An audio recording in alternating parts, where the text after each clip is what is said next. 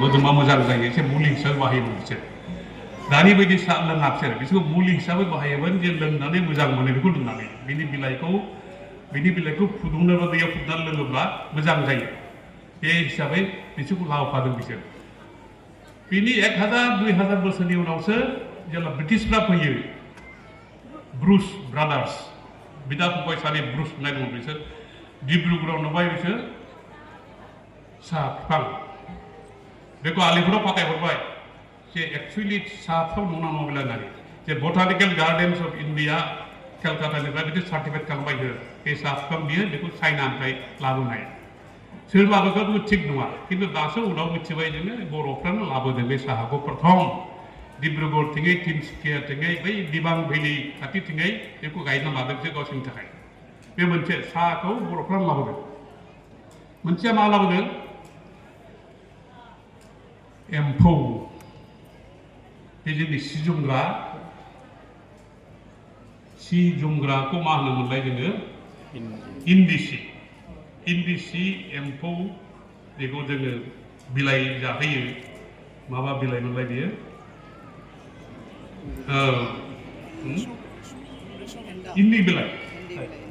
इन्दि बिलाइखौ जाहोयो जोङो बे केवल बर'आल' लायो बेखौ खुनु जाथिया लाया बिसोर दस्रा बिलाइ जाहैयो मालबेरि बा दस्रा बिलाइ जाहैयो बिसोर केवल बर'फ्राल' बर' हिन्जावफोरा 10-15 किल'मिटार बेरायहैनानै बिसोर फाफ्लियाव गावनि बिखुङाव बानानै लाबोयोमोन इन्दि बिलाइ एम्फौनो जाहोनो थाखाय दस्रा जाथिनि नङा बियो खालि जोंनि बर'खौल' बानायो बियो गतिके बे एम्फौ बिदैखौ जेब्लानो फैयो खनसे टाइमाव फैयाखै सिगां बुंबाय आङो हयथ' 1000 बोसोराव हयथ' 20-25टा ग्रुपआ फैबाय बिदिनो जागासिनो दङ लाबोजोबो बिसोर दा बे इन्दि बिफाङा जोङो बिनि बिलाइखौ दाबो जाहोयो ओमफ्राय इन्दि दिहुनो बे 2 नम्बर 3 नम्बरा मा जे मानसिया सब माबायावनो ससाइटियावनो ओरैबायदि नांगौ मानसिनो केवल ओंखामल' जाया मानसिनो एसे नांदेरबावगौ ओंखामनो एसे बारा जेखौ लोङोब्ला एसे बोलो गोरासिन मोनो रंजासिननाय मोनो एसे स्पिरिटेड जायो बेखौबो लाबोफादों बे जौ बानायनाय एमावखौबो बर' हिन्जावफ्रा लाबोफादों गाव जेब्ला फैयो बिसोर लाबोफादों बे एमावखौ रावबो बानायनो हाया जोंनि बर' हिन्जावफ्रा जेरै एमाव बानायो बेखौ रावबो बानायनो हाया केवल जोंल' बानायो which are actually these 3 items are the great contributions of the Bodos the tea the airy silk and this rice beer preparations the yeast of the rice beer preparation बे मोनथामा absolutely बर'फोरनि contribution बियो दा बेफोर खोथाखौ नोंसोर फाय मिथिनो बेफोर खोथाखौ मिथिनांगोन लेखा फरायनानै किन्तु ओरैबायदि मोनसे समस्या जाना फैबाय जोंना बर'फोरनिल' नङा बियो प्रत्येक सेंग्रा मानसि लेखाखौ फरायनो बावबाय बिसोर हयथ' दाबो सोरनावबा सोंगोन आङो बेवहाय दा सेंग्राफोर दङ बेबायदि लेखाखौनो नों फरायफिनबाय नामा फुरा खुब समान नोंसोर फरायाखै हयथ' भेरि फिउ साबा सानैसो फरायनानै दङ किन्तु बांसिनानो आजिखालि लेखा फरायनो बाद होबाय मबाइलाव चेट खालामबाय बिसोर मबाइलजोंनो जे जिबना गासिबो जाजोबो बेखौ साननानै लाबाय गियाना बारा गैला लेखा फरायबाय MA सिम किन्तु बेसेबां खोथा मिथिगौ आं गर्व खालामनाय नङा जोंनि दिनाव 60-70 बोसोरनि सिगां गामियाव जोङो मेट्रिक पास जाबाथाय ओरैबायदि मोनसे दायित्व फैयो जे गासिबो नोङो जेसेबां गामियाव गभर्नमेन्टनि सिटि फैयो बेखौ रायजोफोरनो फरायनानै बुजायनांगौ बिसोरखौ खारन इंलिश लिरजोबो बिसोर दानि बर' गथ'फ्रा बेखौ हागोन नामा बे इंलिशनि सिटि लिरना हरनाय बेखौ फरायनानै बुजिनो हानाय इभेन बर'निखौबो फरायनानै बुजिनो हानाय नङा खारन एडुकेशननि स्टेन्डार्डआ जेनेरेलि इन्डियायाव बे डेभलपिं कान्ट्रिजों जेसेबां दङ एडभान्स कान्ट्रियाव नङा quality of education has come down it is rapidly it is come down खूब बारा माने नामायनांबाय जे सेंग्रा सिख्लाफोरा इक्विप जायाखै साख्रिया दं इन्डियायाव किन्तु बे साख्रि मोननायनि क्वालिफिकेशनखौ जों दाबो लानो हायाखै साख्रिया गैया नङा साख्रिया दङ जे साख्रियाव कुनु स्किल नाङा पुलिसाव जइन खालामनाय बा पिअनाव जइन खालामनाय बा केरानियाव जइन खालामनाय बे साख्रिखौ बयबो होनो हायो ओंखायनो लाख लाख मानसिया होयो 10टा भेकेन्सि ओंखारोब्ला 10,000 एप्लिकेशन फैयो गथ' साख्रिखौ जों नागिरनो हाला जोंहा स्किल गैया गतिके स्किलनि दरकार सोलोंनायनि दरकार आरो बेखौ सोलोंनोब्ला लेखा फरायनो दरकार लेखा फरायाब्ला हानाय नङा गामियाव नुबाय आङो एमए फरायनाय दं बिए फरायनाय दङ ओरैनो जनानै दं मा खालामनो आरो मोनसे माबाया मोनसे अबजार्भ खालामबाय आङो बर' जाथिया दा जेरै जागासिनो दङ एक्चुअलि जोंनि हिन्जावफोर गैयाब्ला सिख्लाफोर गैयाब्ला धंस जागोन बर' जातिनि चरित्रखौ बर' हिन्जावफ्रासो लाखिनानै दङ जोंनि बर' हिन्जावफ्रा बर' बिब' बिनानावफोर जा दं बहाय नोंसोरनो लाखिनानै दङ बर'नि डिगनिटिखौ बर'नि मराल केरेक्टार्सखौ सेंग्राफ्रा मा खालामो जौ लोंबाय जौ फेबाय नांलायबाय बहायबा थांनानै बुलायहैबाय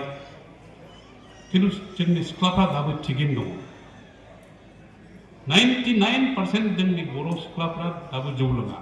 खायफा बैसागुआव लोङो किन्तु ओरैनो लोङा बिसोर एखेबारे बिसोरनो जोंनि जातिनि बेखौ बासायनानै लाखिदों दाबो जे बर' हिन्जावफ्रा आइडियल बर' हिन्जावफ्रा दस्रा जाति हिन्जावफ्रा अनेक खर्मेसे जोंहा अनेक खर्मेसे न'आव खामानि मावो माइ गायो ना गुरहैयो माइ हायो खुदियाफोरखौ नायो गासिबो खालामजोबनानै हयथ' हाथायाव थांनानै बिसोर फैसा खामायहैयो बिसोर दखान फिसा हैनानै साहा दखान खालामनानै बेबायदिखौ दा हौवाफोरा खालामला बर' हिन्जावफ्रानो खालामजोबसै खिन्थु बर' हिन्जावफ्रा मस्त' गिदिर दायित्व बहन खालामबाय जातिनि उन्नतियाव जोंनि जातिनि उन्नतियाव बेखौ जों सेंग्राफ्रा जेन बुजिनानै ला जे हिन्जावफ्रा जेरै मोजां ससाइटि आरो गावनि खोथाखौ साननानै जे धरनै बिसोर जीवन जापन खालामो सेंग्राफ्रा बिदिनो खालामनांगौ आरो बर' हिन्जावफोरनि केरेक्टारा एब्सोल्युटलि impeccable I can say that Bodo girls, Bodo women are entirely chaste, except some aberrations. They are entirely truthful. They are entirely dedicated to their work. एखेबारे खामानियाव एखेबारे गोसो होनानै मावथारो बिसोर दाबो बर' हिन्जावफ्रा I am proud of the Bodo women. दा ओंखायनो बे गोदोनिफ्रायनो बर' हिन्जावफ्रा बिदिनो ओंखायनो हाबा समाव जोङो गोदो मा खालामोमोन जेला बर' सिख्लाया हाबा जायो हाबाया हौवानि न'आव जायो दासो बे एरियान कालचार जे नाम बुङो सांस्कृतिक कालचार जे नाम बुङो जोङो फिसाजोनि हाबाखौ दा जोंनि न'आव खालामनानै लानाय सोलोंबाय जों बे सोलोंनाय किन्तु जोंनि प्रथम प्रेक्टिसा जोंनि ट्रेडिसना बर' सिख्लाया हाबा जायोब्ला फिसायनि न'आव खालामहैयोमोन आंनि दिनावबो जों बुङोमोन बे बदमाइसा गावनि बिसिखौ गावनि बिहाव बिखुनजोनि न'आवसो खालामनानै लाबोबाय बे लाजियाबो होननानै जों सोंखारियोमोन बिसोरखौ लाजियाबो होननानै मानो खालामोमोन जों बर'आवलाय बर'नि कारना खुब मोजां कारना जादों जे बर' हिन्जावा ओरैबायदि मोनसे एसेट माने माबा सम्पद जोंनि सम्पति बर' हिन्जाव सिख्लाया उन्दैनिफ्रायनो खामानि मावफानानै बिफा बिमाखौ सहाय खालामनाय थाखा फैसायाव खामायनायाव सहाय खालामनाय गासिबो आंनि फिसाजोआ जुदि सोरखौबा हाबा खालामनानै थाङोब्ला आंनि बे सम्पदा the asset goes with her to the house of the bride groom हौवानि न'आव थांबाय बियो सम्पदा गतिके आंनो दाउरि नङा जोंहा reverse dowry Boros have practiced reverse dowry because my asset has gone with my girl with my daughter I am a loser so to compensate this we had the reverse dowry the boy has to pay to the girl's parents it is a symbolic why it is so mana the symbolic deal बै समाव दंमोन about 88 थाखा 50 थाखा बिदिनो बेयो माने बे फिसायखौ आरो फिसायनि बिमा बिफाखौ खिथानानै होनाय जे बियो आंनि सम्पदा नोंनाव फैबाय नों आंनाव बे थाखाखौ हरबाय बे सिम्बलिक सानफ्रोमबो गोसोआव लाखि बेखौ आंनि फिसाजोखौ अननाय दाखालामसो बियो सम्पद बियो बे हिसाबैनो जोङो माबाखौ हाबाखौ बन्द खालामोमोन खारन हिन्जावनि न'आव हाबा खालामोब्ला डाबल खरस जानोसै बिमा बिफाया बेखौ हाया गरिब बिमा बिफाया हाबाखौ खालामनो हायाना दा बेनि थाखायनो अनेक समाजाव माने प्रब्लेम जानानै फैयो बिमा बिफा हाबा खालामनो हाया सिख्ला ओरैनो थायो हाबा जालाबानो बै बेखौ मानो बेखौ जों रिभार्स खालामफिननांगौ आं दाबो सानो जे हाबायाव एफाबां खरस खालामनो फिसाजोनि माबायाव I think that boy has to spend the money for it. बेखौ दाबो सानो आङो मानो जों हाबाखौ बिदि सोलायखो दस्रा जातिनि माबालाय इनफ्लुयेन्स होनाय मोनसे इनफ्लुयेन्सआ थाबाय जोंनाव खिन्थु बे influence is not serving our purpose it is absolutely not serving our purpose बेनो बे स्पिरिटआ बेनोमोन दा बिसोर अनेक समाजनि खोथा दङ where आखसु can have आखसुआ अनेक समाजनि प्रब्लेमखौ दाबो माने बिसोर दबायनानै दोननो हायो मोनसेया जाबाय दायना आरो दायनि रायनाय ओरैबायदि दाबो दङ जोंनि बर'फ्रा अन्धबिश्वास दाबो दङ आंनि गामियावबो दङ आंनि निजा गामियावनो सासे मानसिया 10-12 बोसोरसो शिबनि मानसि होननानै फुजा खालामो बेखौ शिब जाबायलै शिब बा लाबाय बेखौ होननानै शिब बेमार जायोब्ला थांनोसै बेनाव डाक्टारथ' गैया बेनाव थांसै बेबो बदमासा मा खालामो थांखुमानानै गांसो मोननै मोनथाम बुखुना लाबोनोसै बेखौ देनोसै होनोसै मुलि होननानै एखेबारे दा जेबो गैया शिबबो नंला बियो दुसा गंगानै जनानै थाफैयो जों दा जेबो खालामनो रोंला दा शिब जाहैबाय बियो ओरैबायदि माने अन्धबिश्वास दङ ओंखायनो बुङो आङो प्रत्येक आं जेला रायजोफोरजों रायलायो जे सोरबा दायना बा दायनि दंब्ला आंखौ सिगां रायनायसै दस्राखौनो रायनो होनलाय आंखौ राय सिगां बे नायनि आंखौ फोथैसाय बा उदैखौ गिदिर खालामसाय होनना बुङो आङो उदै देरहोनाय दायना खालामनो बेखौ आंखौ खालामसो होननानै मानसिया बे 21st सेन्चुरियाव दाबो बिसास खालामो नामा दायना दायनि होननानै आरो केबल बियो बिसासा केबल आदिबासिनाव दं बर'नाव दं राभानाव दं कार्बिनाव दं दस्रानाव गैया असमियाफोरनाव गैया बाङालिफोरनाव गैया बिसोर बुजिबाय बिसोरनिफ्राय एडभान्सन बिसोर खिन्थु जों दाबो बेखौ थिखांनो हायाखै अन्नाय भाबै माने एखेबारे बुथारो अन्नाय बे कार्बि आंलं जाबाय बे बिसोरबो जोंबायदि कार्बिफ्राबो एकदम जाम्बा मोनसे गामियाव सानै थाफैबाय बिसि फिसाय 40 बोसोरनि गामियाव लोमजाबाय कार्बि आंलंआव बारा गोबाव जायाखै 3 मासल' जादों नायकाबोबाय बिसोर सोंदोंबा मानो गामियाव लोमजाबाय थादों माने बे गामियाव सासे बदमाय सिख्ला मा जाबाय गाव दुर्गा जाहैबाय बियो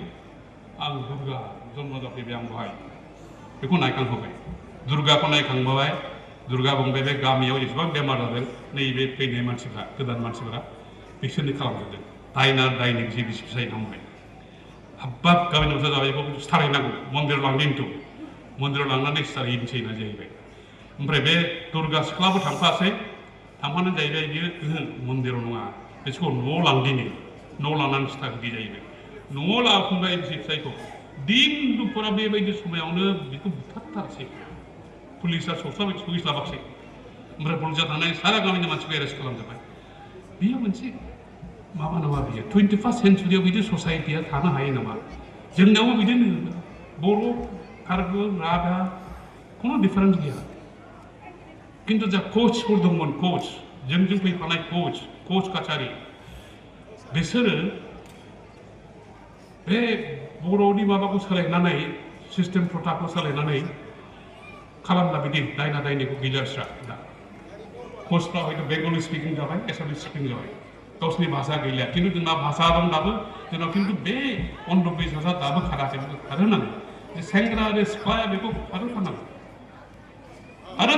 जे मोनसे मानसिया दायना बा दायनिखौ नायनो हायो नामा रावबो बेखौ सैज' खालामनो हाया बेखौ साननानै लानांगौ माने अनेक माबा गामियाव जे माने घटनाफोर जायोना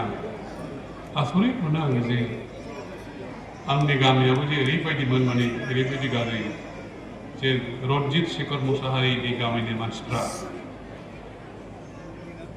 खालि मोननै खामानिल' मावनानै रायजायोमोन बिसोर दाउ खावनानै फाननाय नङाबा माइरं खावनानै जानाय बेनि बायदि बिसोर बेखौल' खालामनांगौ जाहैबाय किन्तु रन्जित शेखरा गासिबो गाव साख्रि मोननानै गामिनि मानसिनो होजोब्बाय साख्रि दा राजा साइसो जाहैबाय अनलागुरिनि मानसिफोर होननानै बिदिनो मानो होनसै आं जुदि फैनो हायोब्ला बेबायदि कलेजाव फरायबाय आङो साख्रि खालामनानै शिलंआव सानाव साख्रि खालामबाय मोनायाव नाइट शिफ्टआव कलेजाव हाबो आङो ओंखाम मोनजायालाबानो ओंखाम आं थांगौमानि जोब्बाय हस्टेलाव उखैनानै उन्दुनाय बेबायदि खस्थ'थ' खालामनांगौथ' आरो बे स्टुडेन्टस इउनियनखौ प्रथमाव आसामाव बा बेंगलाव खुनु स्टुडेन्टस इउनियन गैयामोन जोङो शिलंआव जेब्ला फरायो 30-40 जनसो जोङो बर'फोर दङ बे बर' ओमफ्राय बै डिमासाफोरखौ लाफानानै जोङो शिलं बर' स्टुडेन्टस इउनियन बानायदों 1962आव होमबा आङो कलेजाव सेकेन्ड इयार जाहैबाय आङो होमबा शिलं ओमफ्राय 63आव आं प्रेसिडेन्ट जादों ओमफ्राय नामखौ सोलायदो आङो नर्थ इस्ट काछारि स्टुडेन्टस इउनियन होननानै प्रथम बर' काछारि स्टुडेन्टस इउनियना बहायनो स्थापन जादों शिलंआवनो जों बानायनायखौ बेनिफ्रायसो उनाव जाफैजोबदों आसु आबसु KSU and all sorts of things प्रथम स्टुडेन्टस इउनियनखौ जोंनो खालामदोंमोन जोंनो ओमफ्राय रमान स्क्रिप्टनोबो चेलेन्ज खालामदों जों फाइट खालामदों रमान स्क्रिप्ट जागौमानियानो आं साख्रि मोनासै आङो दस्रा जायगायाव थाङासै आङो थेवबो इनिशियेलखौ जोंनो खालामदोंमोन दा मोनाखिसै बेखौ दा हिन्दीनि खालामबाय देवनागरि स्क्रिप्टनि हयथ' सुबिदा जादों देवनागरि स्क्रिप्टआव दस्रा मानसि जे असमिया बा बेंगलि बा इंलिसखौ फरायनो हाया बिसोर फरायनो हायो बर' भाषाखौ this much understanding is there that we use the same script along with the rest of the Hindi-speaking people. So this is an advantage.